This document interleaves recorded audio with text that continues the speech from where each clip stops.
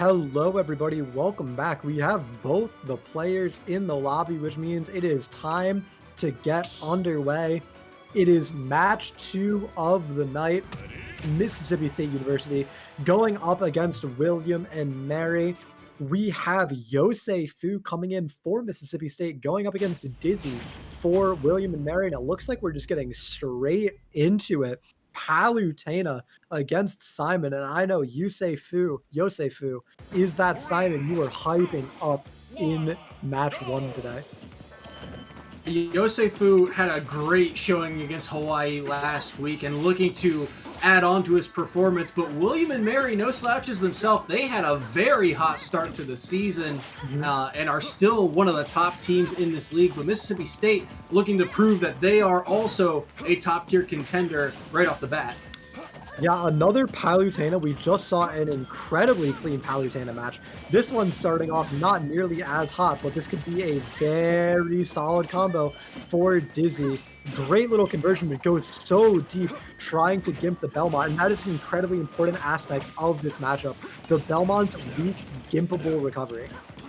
Yeah, because Belmont really only, the up B only goes so far. You'll see a lot of Belmonts use their forward air, or I believe up air also snaps the ledge. But regardless, it is gimpable because it is a grapple, and Palutena has so many moves that can cover recoveries that are that grapple type. And so that is going to be, like you said, one of the most interesting parts of this matchup, especially when it comes to offstage play. But Yosefu's ability to ledge trap is on point.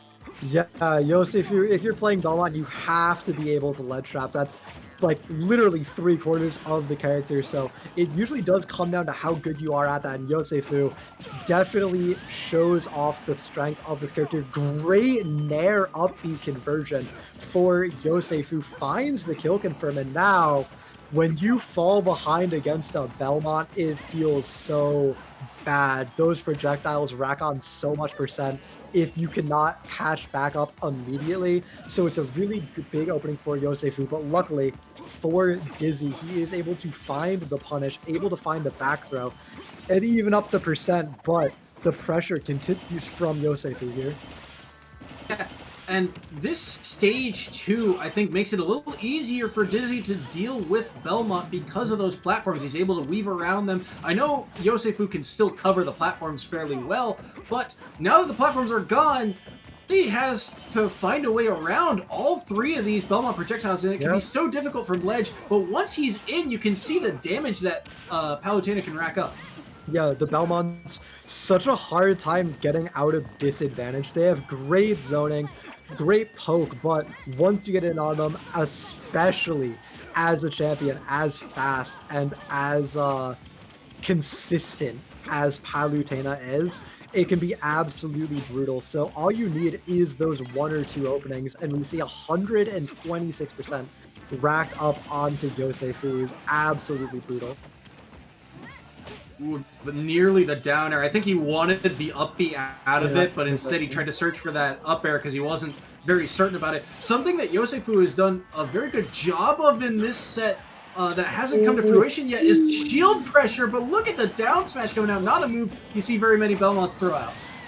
What just an incredible set. Yosefu whiffs out on the down air to up B, but amazing series of reads after the landing, almost sets up a kill, and then the clean conversion after at the ledge gets it, but great pressure forcing Yosefu to drift back out of tether range means that the stocks will be even up for percent.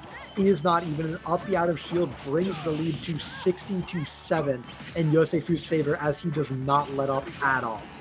I mean, looking at the pressure and the control from center stage, this is what Belmonts do best, and Yosefu is doing such a good job of making every little hit matter. He's converting, nairs into something else. He's pressuring Dizzy off stage, and that is what Belmont does best. He is utilizing this character so well. Dizzy has to find a way in. That's the classic. You can't just get up at ledge against a Belmont. You're gonna eat the Holy Flame into that F tilt or that F smash. It's exactly what happens. That's the day 1 tech, and That's the first time we saw it all game. Dizzy did such a good job of avoiding it the whole time, but eventually it does catch you out. You do get hit by it, and it's going to be Yosefu taking a one-stock lead, taking the first game of the match for Mississippi State and William and Mary. And I'm excited for game 2 because these two players look to be very evenly matched so far. Yeah, Yosefu did a really good job of, it felt like, smothering Dizzy, and yet despite all that, it was still very close at the end. Dizzy kept it, within range. I just think right at the end, Yosefu's conversions were so pertinent, right? Yeah. Every single hit, led into something else, and honestly, that last stock, I think, got taken because Dizzy got a little eager. He wanted to get back to stage so that he could put himself in position, to try and get back into the game, because you'd seen a couple times that match, Dizzy would grab the ledge, he would just kind of let the fire hit him and knock him off, because that refreshes his ledge invincibility once he re-grabs it. And right there, you see him, for the first time, decide, okay, I'm going to try and get up through the holy fire. And that never works. That is like you said, the day one classic of Belmonts. Right now, Belmonts have to have their spacing down on that holy fire throw, and it will always cover like 90% of get-up options. Yeah. It's such an absolutely disgusting move. It's definitely Belmont's strongest point in the matchup, and now, I love this pick, actually. I think Lilat really helps Palutena. The curves, the slants mean that holy fire is a lot harder to set up. You can't just stand there because that curve means it'll go off stage if you play at the same spacing you always do. So it forces adaptation from Yosefu. It makes his options a lot weaker, and it should really help mitigate a lot of the Belmont strengths. And on top of that, the slants will also mess with Belmont's recovery, because he uses that forward air to snap to ledge. He can angle it, and it will mess with Belmont's angles, but Dizzy with the unfortunate SD on stock 1. Yeah, I think Dizzy was trying to air dodge to the ledge, but just a little bit too short means that he won't grab onto it, and he'll die instead. And okay, I was almost panicked. I thought Dizzy accidentally air dodged past ledge and SD'd again, but luckily he makes it back. Only down a little bit, 49% on this stock as he gets the kill. A great jump read for him. And now 49% is definitely not an insurmountable disadvantage. Dizzy making up for that SD really well so far and looking to take things back for himself. Yeah, and I think this stage also kind of benefits Dizzy because he's able to get in quicker, right? This is a smaller stage, but Yosefu with such a strong forward smash from center stage is going to be able to take stock 2, and unfortunately Nintendo says no, I guess. I guess we do not get to see how this ends. I'm going to try and message the team. We're going to try and message the team captains, see if the players were also disconnected. It looks like they weren't. It looks like the players are still playing it out just fine. So we were far enough into the game that we're not just going to remake it for production. We're going to have them update it, tell us how it went when it ends. It should just be a few more minutes. When we asked, it was the Palutena just losing her second stock. Dizzy, one stock compared to about 30 or 40% on Yosefu's second. We have saw a little bit of replay footage from around before that disconnect happened. We saw an up B there, or an up smash there, take the first stock. And here, once again, the unfortunate SD getting pineappled a little bit. That air dodge past the ledge, just so unfortunate. And now we just have to sit and wait. I don't think we should throw it to a break. I think these players should be done soon enough, but this is such a weird matchup. And there it is. Yosefu taking it in a victory. We're going to wait for the update on the stock count. Remember, stocks do matter in this format, but regardless of that, just knowing that Yosefu won means he will get the set for himself, and he will take the 2 bonus points for winning the set, as well as the 2 points he gets for winning the game. Means he nets a total of 5 points for Mississippi, bringing their lead out the gate to 5-0 for Mississippi over William and Mary. Yeah, and that's just the start you were looking for Mississippi. I mean, that is, Yosei Fu now a couple times has been their opener, and Yes. he has shown that he is so prevalent. I mean, you saw not many people in this league can play Belmont, Mhm. especially at the tier that Yosei Fu has been playing at. You saw how clean some of his conversions were against a Palutena who is no slouch. I mean, William and Mary, we Yeah. mentioned their start to the season, they looked really good. They've, Mhm. a couple of teams have been in the, on the uprise and kind of caught up to them, it felt like, but this is still a very strong roster. And so for Yosefu to come out and get 5 points right off the bat, that's huge for Mississippi State. Yeah, it's absolutely huge. 5 points, a one stock and a two stock, not even a double one stock means that one of those victories was pretty dominant as well. It's always great to get those extra points to get that lead for yourself. And it's going to be on Apparatus to extend the lead as well as Outer M to defend William and Mary, try and earn some points back for himself. So we'll see if those two players are able to make it happen for those teams in just a few moments as we cut to a quick break to get everyone into the lobby.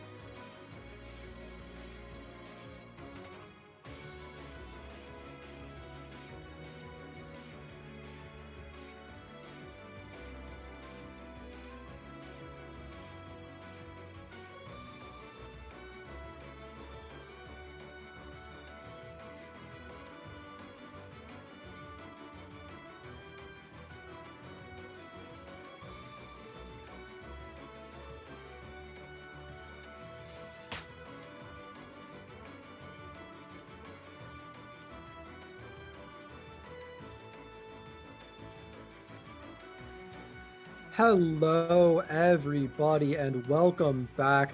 We just saw a pretty solid game one between these two lineups. We saw Yosefu take a one stock and then a two stock over Dizzy for William and Mary. So now we have Apparatus coming in for Mississippi State, trying to extend their lead, and William and Mary trying to stop him.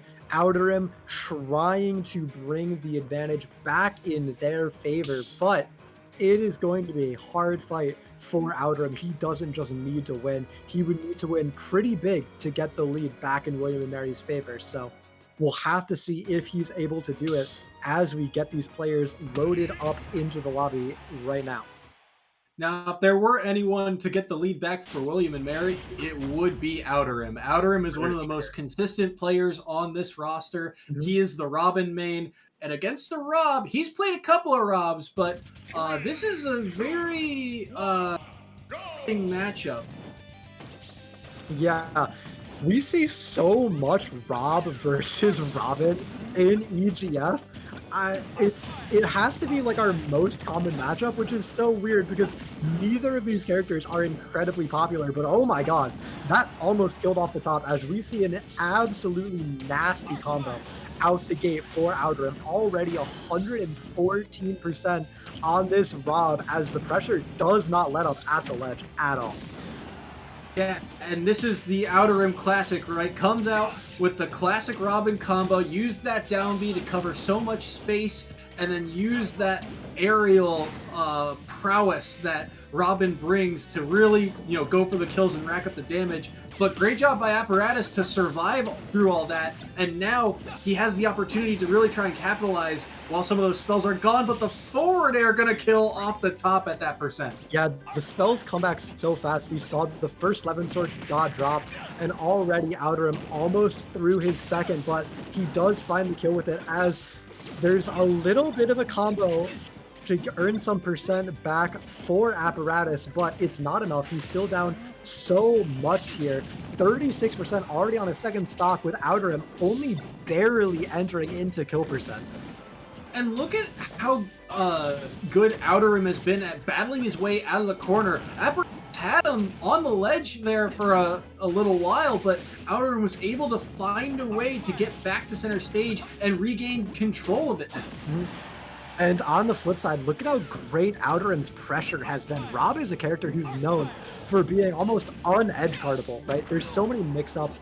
There's so much fuel in those rocket jets. You can really go wherever you want. Most people just sort of concede off-stage priority to Rob. They let him get back, and they just opt to hold center stage. But Outerim has been successfully pressuring him, successfully finding openings, and it's paid off so well. Now lapping Apparatus, 3 stocks to 1 for Outerim, as he looks to take a dominant victory in Game 1 very soon. And one of the things Outerim has done so well on both of these stocks is shield pressure. He's throwing out these side Bs, the neutral Bs, all of it is pressuring Rob's shield so much, and Rob doesn't have a whole lot of out of shield options to really counter it. He has a move that can reflect projectile, but it's so committal that Outerim can weave around it if he so chooses to use it. Yeah, it'll reflect projectiles, but it's so laggy and punishable. You're stuck in it for so long that if you're not very, very confident it's going to connect for value, you can't throw it out. And that's going to be L-Fire into up smash. It's going to be a 3-stock victory for Outerim. And I was saying it would be hard. Outerim would have to have convincing wins to take the lead back for William and Mary. And there's a convincing win if I've seen one. Yeah, I mean, Outerim just played fantastic, and you saw the way he was able to battle himself out of the corner. Does not matter if he's off stage, so long as he was able to, battle his way from the ledge, he was able to get in on Apparatus, and Apparatus did a good job of, throwing out options and making it difficult, but that's what skilled players do. They find ways to weave in and out of projectiles, find ways to get kills, and that is exactly what Outerim did. Yeah, just really, really great play. We see so many Robins, surprisingly, in EGF, and I think Outerim has definitely been the most impressive one that we've seen so far. He always knows exactly what to do. He always has the great spacing, the great setups. His pressure is just relentless. And we are going to be going into Game 2 here. And honestly, it's so hard to suggest adaptations for Apparatus because it looks like he's just so behind in terms of general gameplay right now. Yeah, and one of the things I wanted to mention too was look at Outerim's usage of his spells. He knows exactly, how much each attack is going to use of each of those spell books, and it's something you always have to pay attention to. Whenever Robin is on the field, and look at the conversions. Yeah. Every single hit is converted into another move, and it does so much damage. I mean, that was only 2, maybe 3 hits, and already 41, and that semi-charged neutral B did another 30. Yeah, just an absolutely massive set of strings. This Robin is looking a lot better than the tier list might indicate to you, as the Levin Sword just puts in absolutely amazing work for Outerim here. 110 to 50, double his percent is racked up onto his opponent, and he's looking for a kill. He's throwing out those Levin Sword smash attacks, trying to make it happen, but he's gonna need to wait for the next sword to be in inventory. Yeah, and for Apparatus right now, I think part of the issue is, great conversion there by Outerim. I was just about to say, part of the issue is kill setups. Rob has kill setups and can rack up some damage, but he really hasn't done a good job of setting up. Finally, catching the back air off of landing, but that's what Outerim has done so well. The setups into KOs been on point for Outer. Yeah, we see a kill there for the Rob, for Apparatus, but it was just the backer. It wasn't a setup. It was a raw read, a random hit, and you can't rely on this. You need to be able to get those forward air, down B combos, those consistent ways of finishing off your stocks off of safe, non-committal options. Yeah, and it feels like Apparatus really wants to try and go in and get these hits onto Robin because then he'll be able to, really rack up percent. But I feel like he's hunting for it too much. Ooh, great conversion there on the drag down up there. Got a really good air dodge by Outerim on the defensive to get out of that laser that probably would have dealt a lot of damage, possibly even killed, but a roll read out of absolutely nowhere for Outerim. An amazing cash will close out the stock and put himself in the lead, but a little bit of a flimsy lead, only 107% on him means that he might be dying soon, but he's already able to get 64% of extra credit. And that's the usage of the spells. He converted 3 forwarders of that 11 sword and then landed that semi-charged neutral B. And great use of the side B there. He knew that Outerim was probably going to throw out another projectile, and so throwing out that neutral B or side B right there was safe. But if Apparatus is going to, mitigate the damage, he has to find a way to take this stock. He has to indeed, but 97% off stage with how good Outerim's ledge trapping and edge guarding has been means it's going to be a really uphill battle. And in this format where stocks matter, you need to make every stock count. But Apparatus will not be able to. That's going to be another 4 points going in favor of William and Mary. The lead for them will be secured, and it will now be 7-5 in favor of William and Mary. A very, very strong showing from Outerim, putting the team a little bit on his back and taking the lead.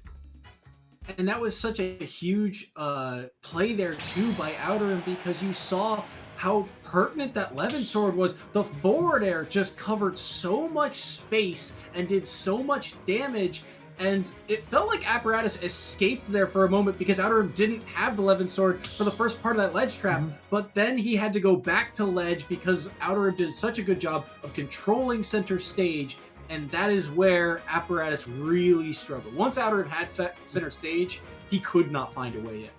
Yeah, I said it. Rob is a character that typically people elect to just not bother trying to edgeguard, and it feels like Apparatus might be a little bit too used to that, because as soon as Outerim said, no, I'm gonna try to edgeguard you, obviously, he kind of felt like he crumbled. It looked like he didn't really know what to do about that pressure, that disjoint especially from Outerim's Levin sword just got the better of him so many times.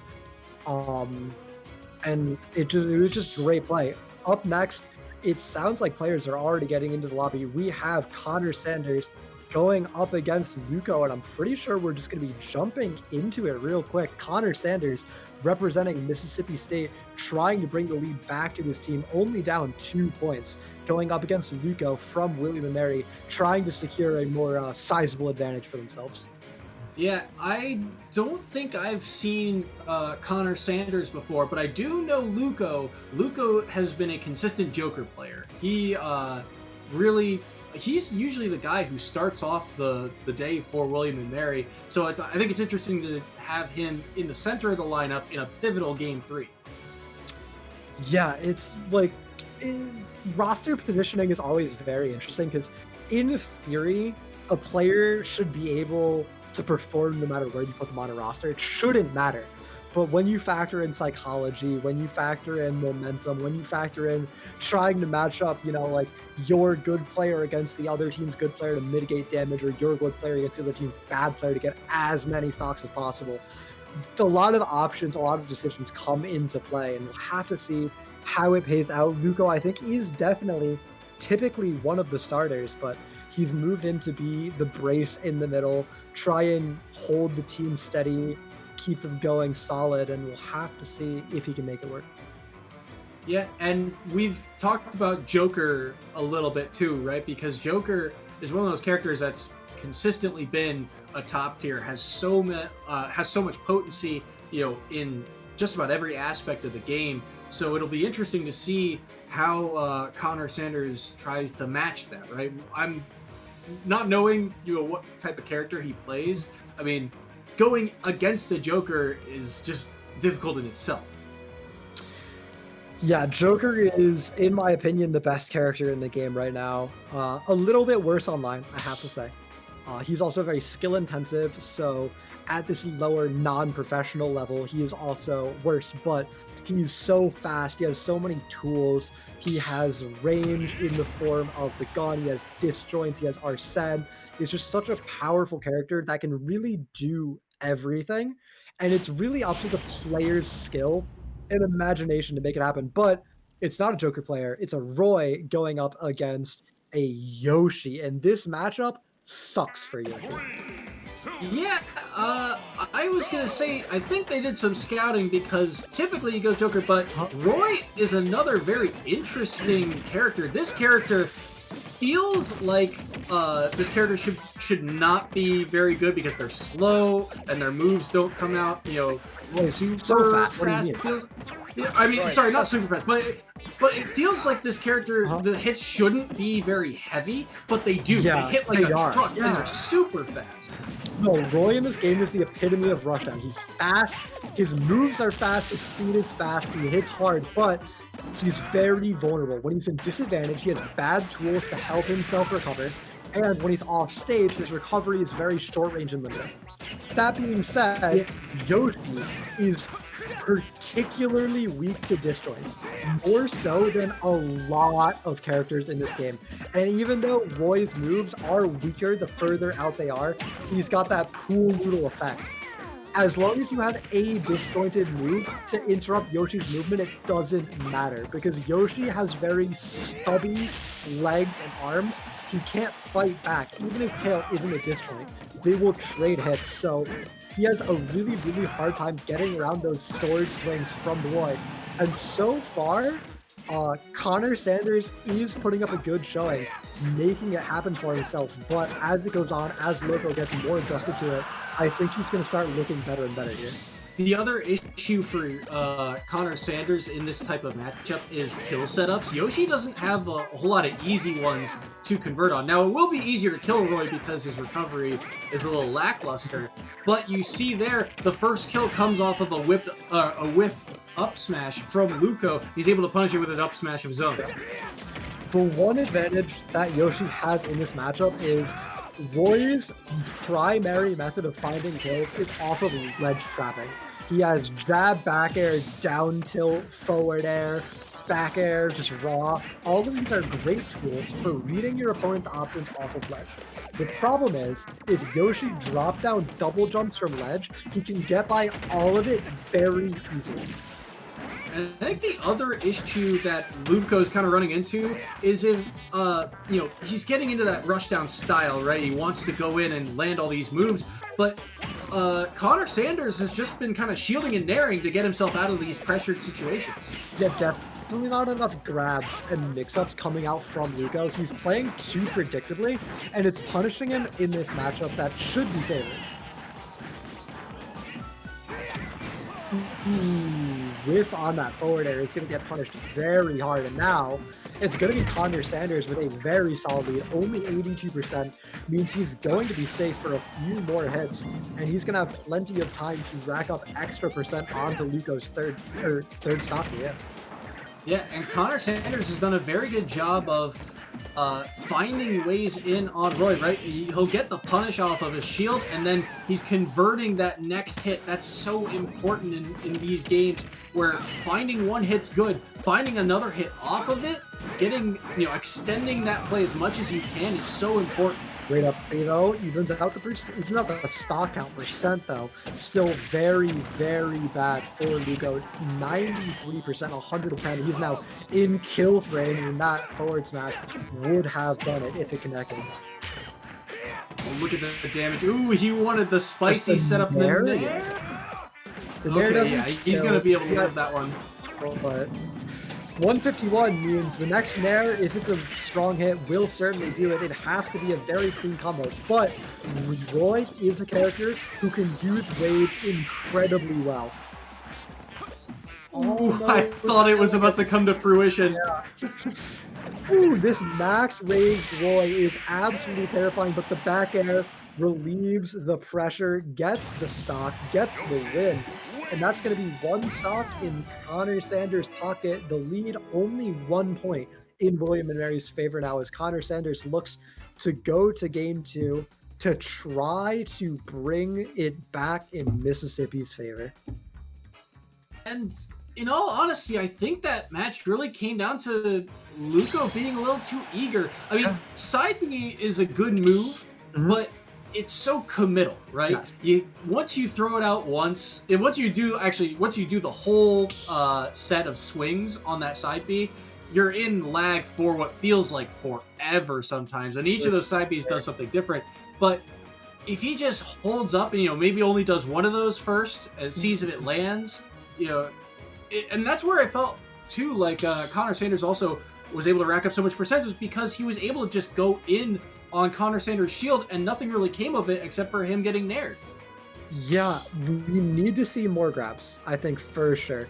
You can't be playing a character with such a good ground game, with such good moves, and not be mixing up those tomahawk grabs in there. You need to keep your opponent guessing. You need to make them afraid to shield against you. And Roy is a character who can get a lot off of a grab. His down throw can lead into forward airs, can lead into up airs, can lead into back airs, right? He has so many options that he can convert off of.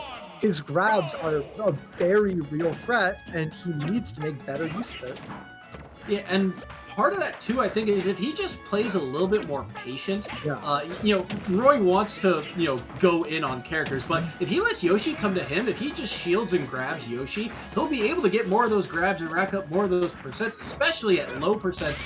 We talked about how Roy has the pool noodle effect of stronger the move is, it's closer to the hilt of the sword than the edge of the sword. And getting those grabs at low percents is going to be so massive. But already, I mean, look at the lead that Connor Sanders has racked up. Yeah, it's so good. Also, just a few early hits. And, look, he messes up his forward air time. Luco messes up his forward air timing, lands, not even throwing out a hitbox, not a tomahawk either, and he gets punished for it. And we just need to see Luco be cleaner. We need more of this. That's a very, very good combo. It almost killed because he caught him on the platform, right? This is the power of Roy. This is why Luco is playing the character, but he's not making it happen more consistently. He's going to lose again. That side B, if Yoshi had any more percent, would have killed. That side B for Roy is actually stronger than limit cross slash. It's insane. It really is insane. Yeah.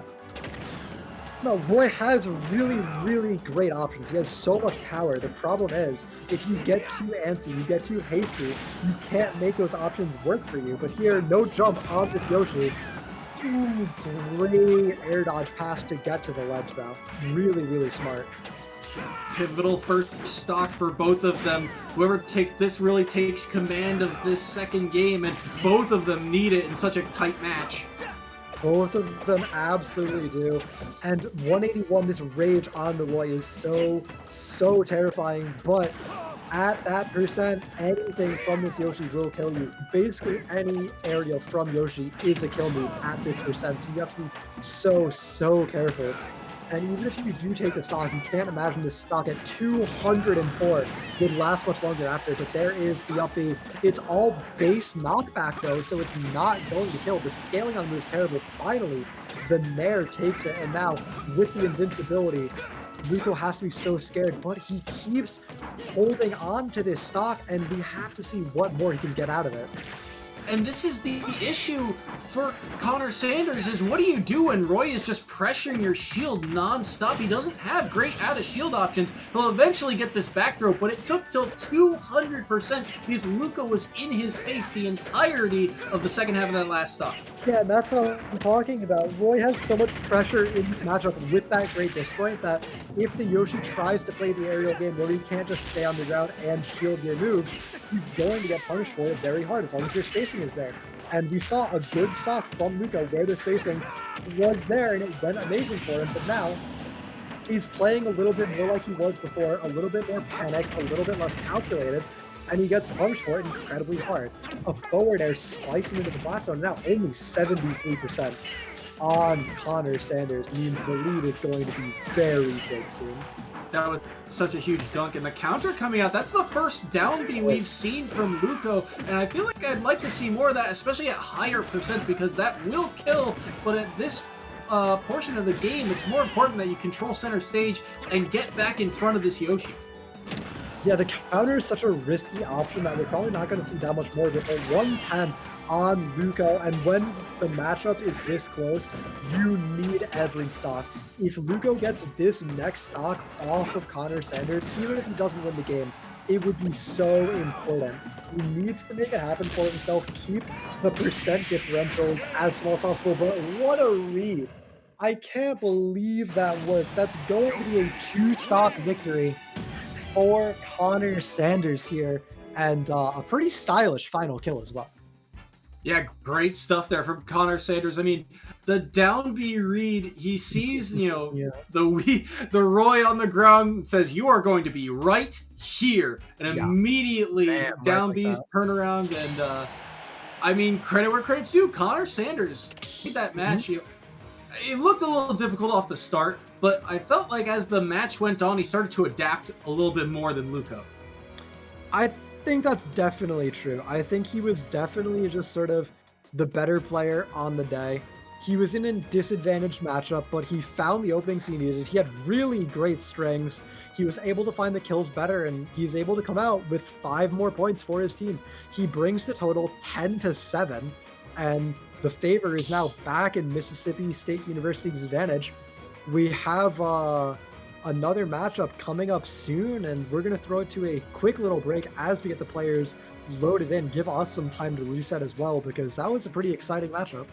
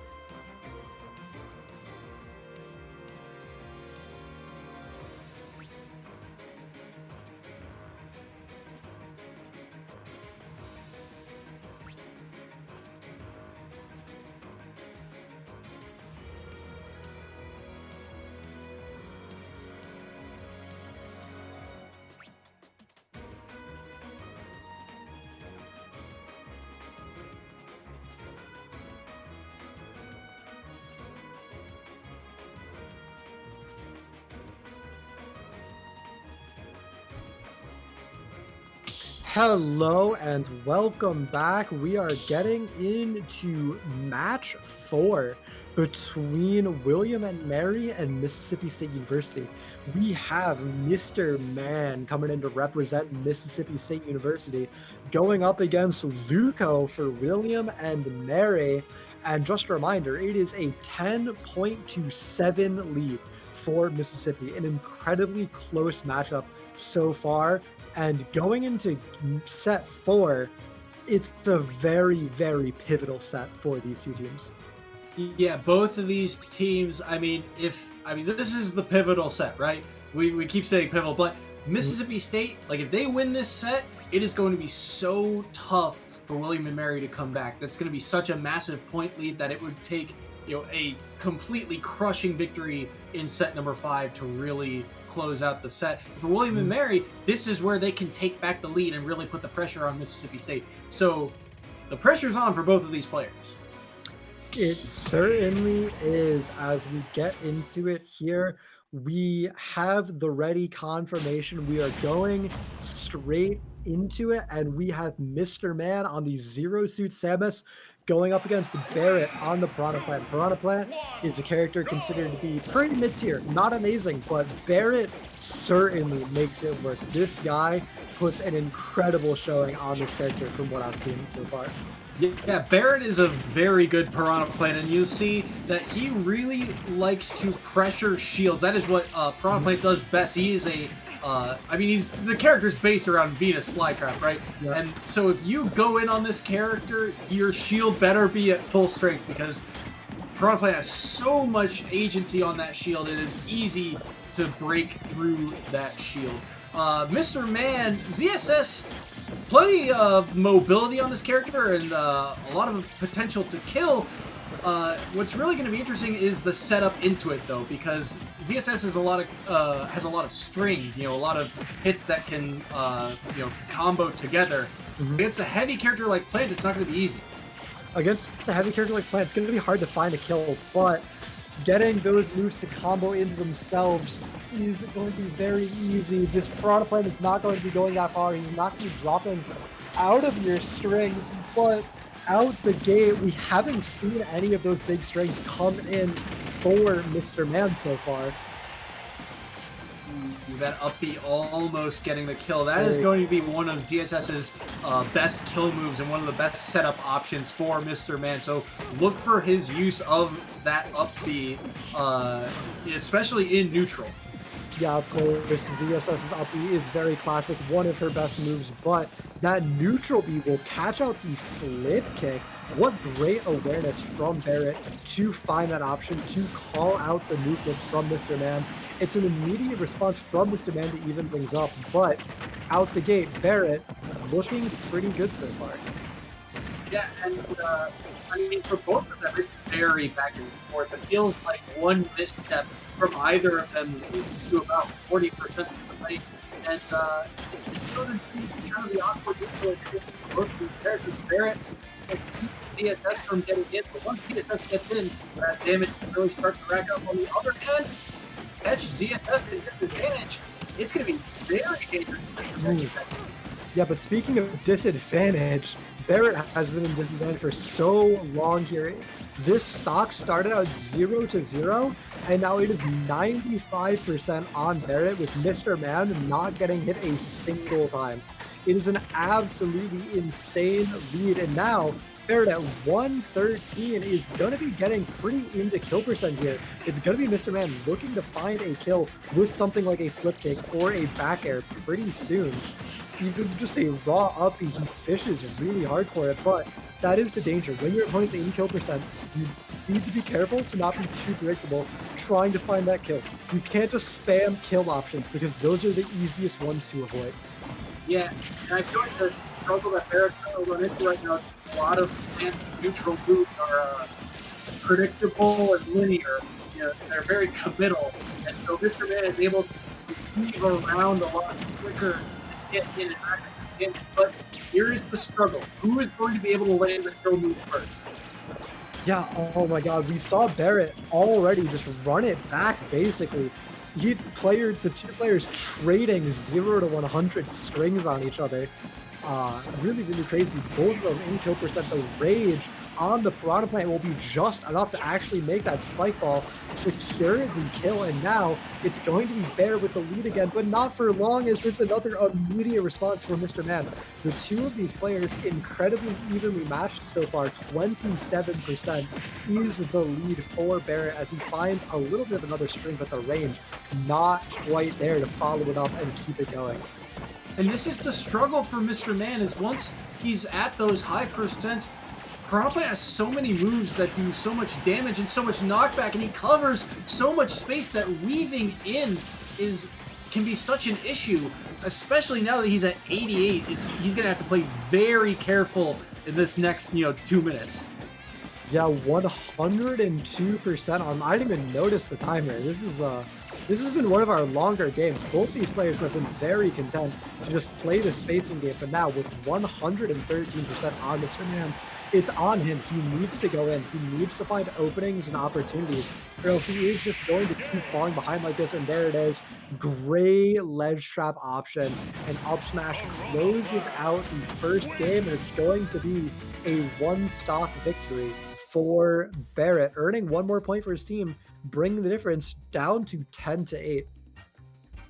That was such a clean conversion. Reading the get up option, parry into up smash, and we really hadn't seen Barrett throw out any up smashes all game. I believe that was either the first or second one, and that up smash is so good. It actually scoops, which is surprising because it looks like it shouldn't, but it's just got so much power behind it. So great stuff by Barrett to clean up game one.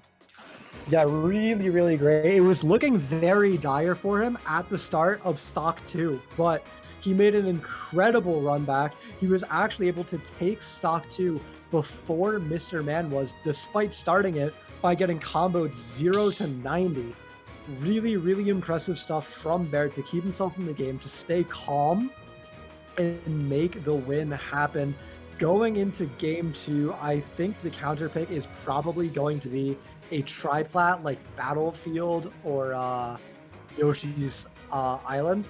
I think that ZSS really, really thrives on those stages. Those platform layouts just give her so much flexibility to get those up air into up B strings wherever she wants, make them last a really, really long time and get a lot of percent out of them.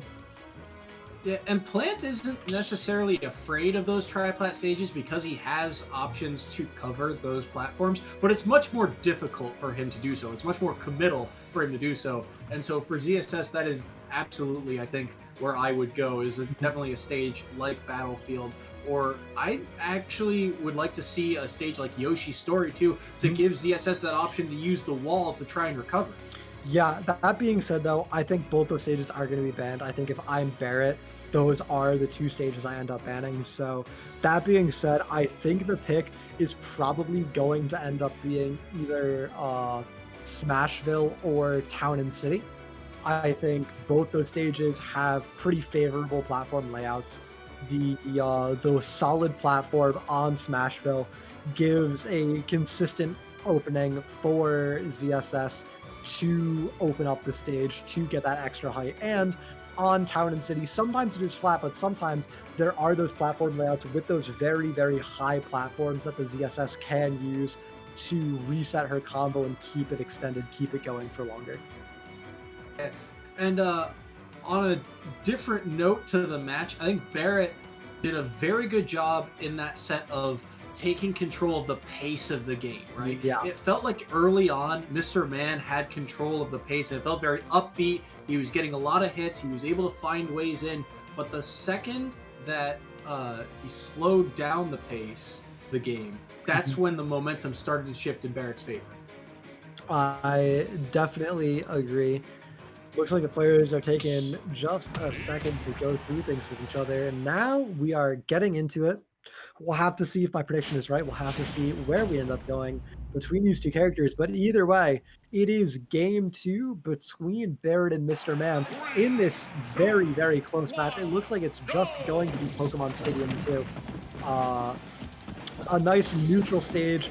Mr. Man probably just opting for a little bit of comfort, a stage he ends up playing on quite a lot, I would imagine. Yeah, and I mean, I always call it neutral stadium too, because it feels like this is just, where both characters really neither are in disadvantage or advantage, right? It feels like this is where neutral really thrives between the two of them. Yeah, I feel like it's a little bit of a misnomer that this stage is so neutral. It's the widest stage in terms of actual stage area of the legal stage list. It definitely favors characters with a lot of mobility. Like ZSS, who can abuse the length of the stage, so I definitely understand why Mr. Man opted to go for the stage. I just feel like there might have been a better option somewhere else. But so far, out the gate, it definitely looks like it's not paying off, but that might just be how the matchup has been playing out between the players and not between the characters. On top of that, it feels like for Mr. Man, he's kind of falling into the trap of how Game 1 ended, where the pace of the game is always in Barrett's favor, and the up smash taking it right back to Game 1. Yeah, that up smash feels like it came out of absolutely nowhere. Yeah, I mean, talking about how powerful that up smash is, right? And the readability, Barrett is all over Mr. Man right now. Yeah, 55 to 55, but a full stock lead is going to get eviscerated as a nair to down B combo spikes Barrett straight into the void. And now it's only a 55% lead in Mr. Man's favor, making it feel a lot more doable than it was just 2 seconds ago, but a big shield lead here. It's going to be the poison for the punish as well, and that's going to be a kill, yeah. That poison cloud does so much damage. I wasn't sure how Barrett was really going to punish it, but the obvious choice is going to be that side B, because look at how much percent. I mean, when that shield got broken, it was Mr. Man was only about, yeah, he was at 75. That side B does so much percent. Absolutely. And of course, Piranha Plant's smash attacks do so much knockback that was always going to be the stock. It was always going to be the stock, and now 76% on Mr. Man, possibly a little shaken after that shield break, eating so much damage at the start of his last stock here. Meanwhile, only 69% on Barrett with another stock left in the tank means he is comfortable, and if he takes this with this second stock remaining, it will be a very, very big point swing for his team. The up B not quite going to kill means that there's another chance for Barrett to find that extra point for himself. That one will do it, however. Now, stocks are even to percent, and there certainly is not. Yeah, and that was a huge stock for Mr. Man, because it felt like he was having such a hard time getting in on Barrett, and the neutral B gonna close out the set. And the spike ball catching Mr. Man slipping, catching him unaware. It's going to be another 3 points going in Barrett's favor. The score now 10 to 11. I almost couldn't ask for it to be closer between these two teams right now. Yeah, and huge stuff. Huge credit to Barrett for clutching out that set. Really adapting well to Mr. Man's play style, and it felt like Mr. Man did a lot of things well, but when it came down to the end of the game, Barrett just had a few more reads and really played the neutral a lot cleaner. Yeah, for sure. Barrett definitely just the more fundamental, better character in that game. Nothing really crazy happened. There were some wild things that game. The nair down B from Mr. Man, the random raw up smash in the middle of the stage for Barrett are both great examples, but overall, it really was just solid combo games, solid conversions, and fundamentals bringing Barrett to the victory. And this set has been so back and forth, and now, I mean, with a 1 point differential, it really comes down to the very last set. The winner of this will win it all. There's theoretically a timeline where this is a tie, right? It would have to be Maze with a double 1 stock and S-Rice with a single 3 stock would bring it to a tie, but I doubt that's happened. I'm pretty confident. Whoever wins this matchup is going to be the winner. It all comes down to this single best of 3 between Maze and S-Rice. And just to keep it a little interesting, we're going to bring it to you right after a break, so you can stew on that one for a little bit.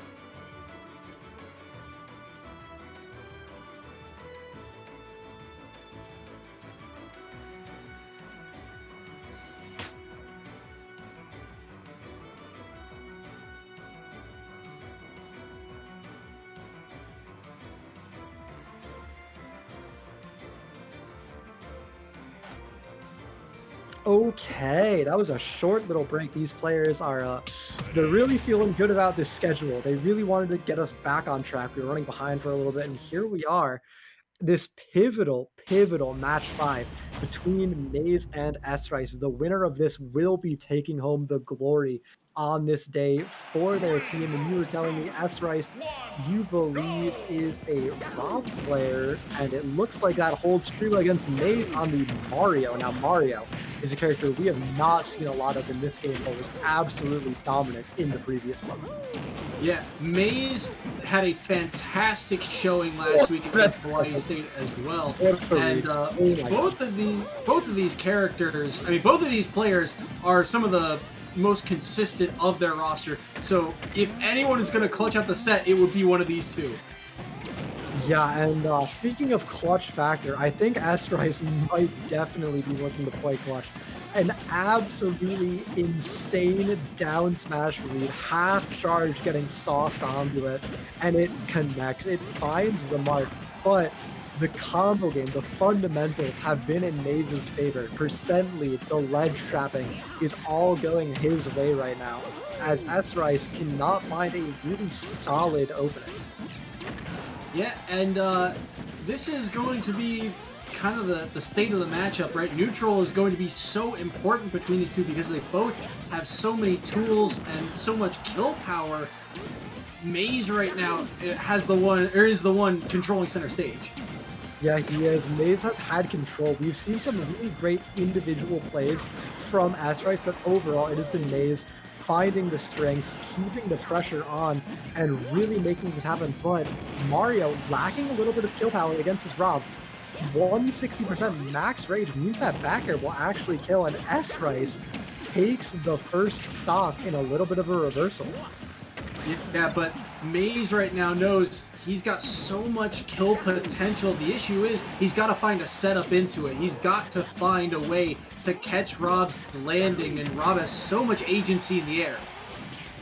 Yeah, Rob in the air is incredibly powerful, but we haven't seen it pay off. We haven't seen those nairs, those forward airs from him. We've seen Maze consistently contesting S-Rice in the air, and it's been working out so well every time. Two good parries right there from Maze to get out of disadvantage, but immediately finds himself shielding, and S-Rice all over top of it.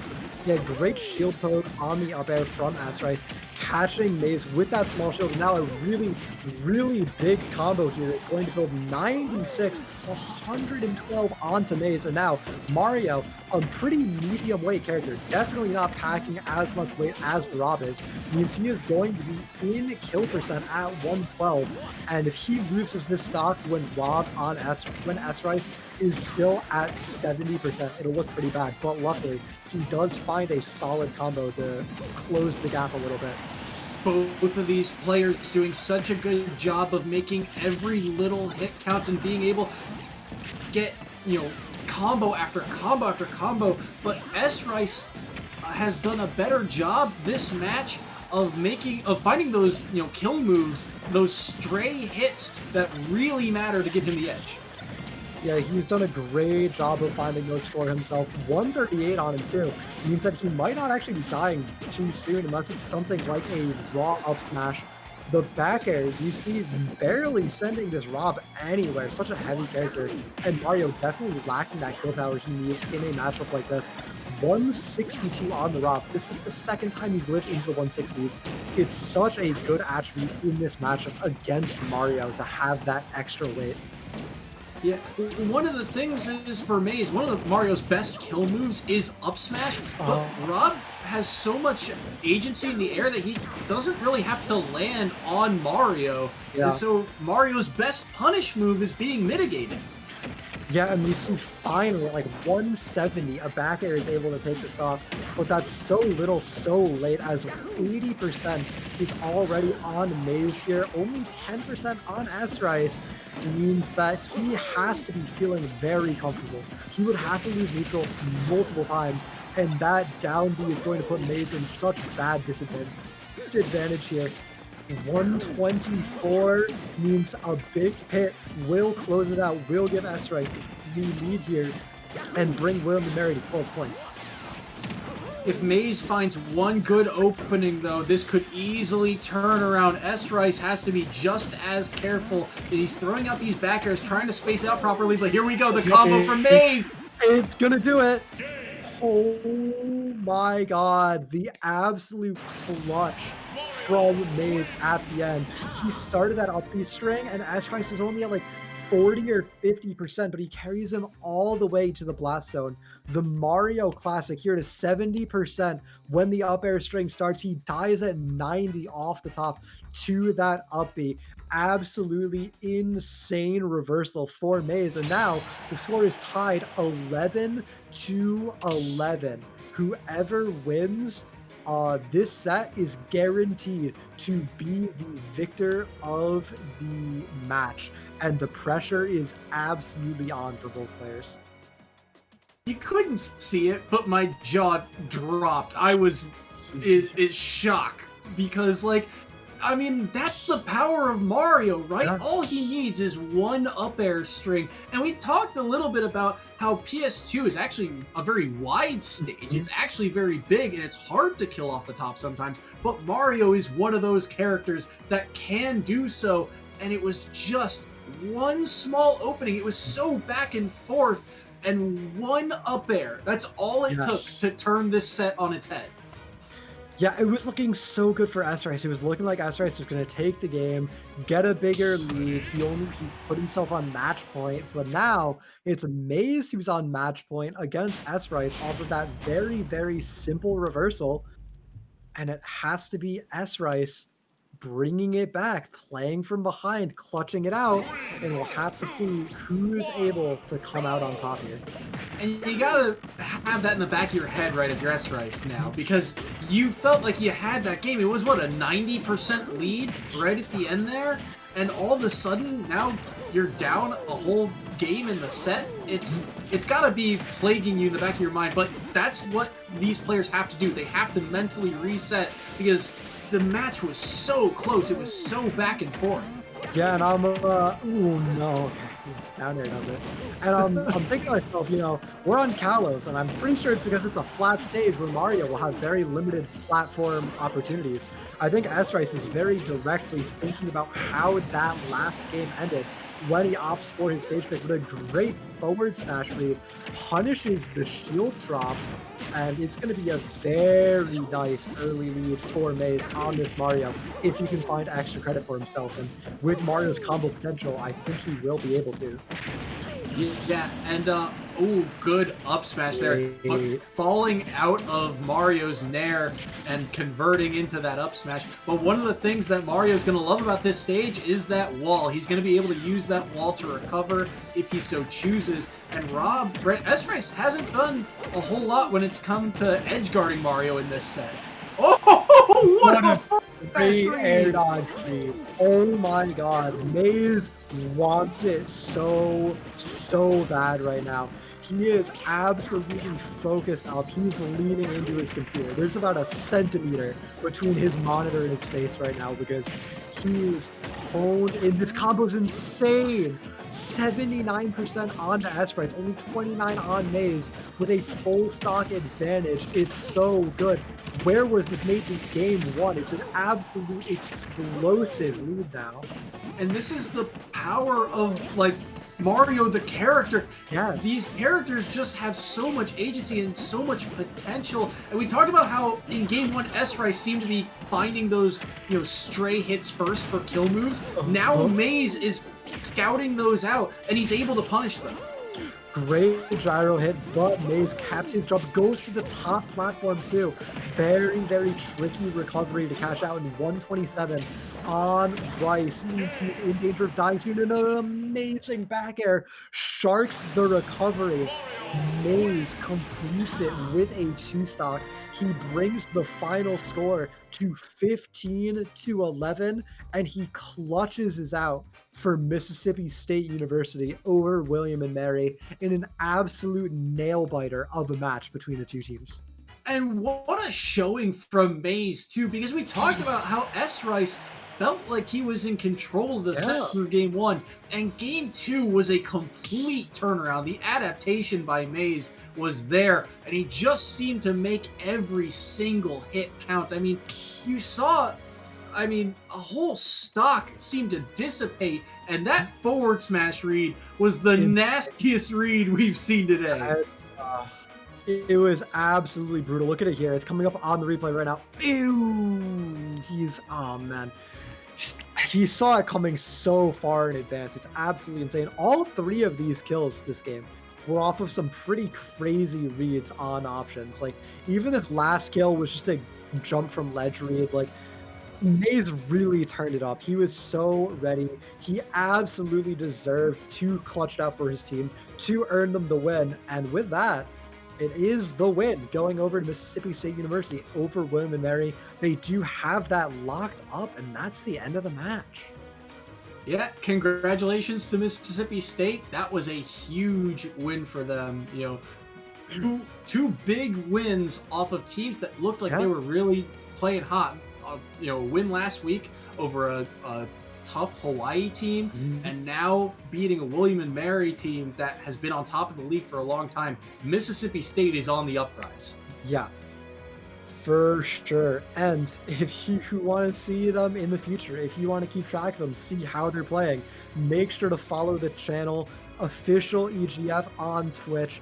EGF SSBU is our second channel as well. If you want to check that out, catch our other streams. And as always, I'm Toxic Gerbil, joined by Soysaurus. You can find me on Twitter at toxic_gerbil. It really helps to support me if you want to see me back on the stage, bringing you commentary. And my Twitter is also down below, SoySinJ Sport. And of course, out to Devin, our producer for today's sets. He's done a fantastic job. He's in charge of all those replays that you see. So give him some credit. Yeah. And up next, we have Canisius College up against St. Peter's University. St. Peter's was an incredibly dominant team. They have only dropped a single match this far. They dropped it to Hawaii, who we saw play earlier today. So these are both really high caliber teams, and you don't want to miss it. So stay tuned, and we'll be back in just a few moments.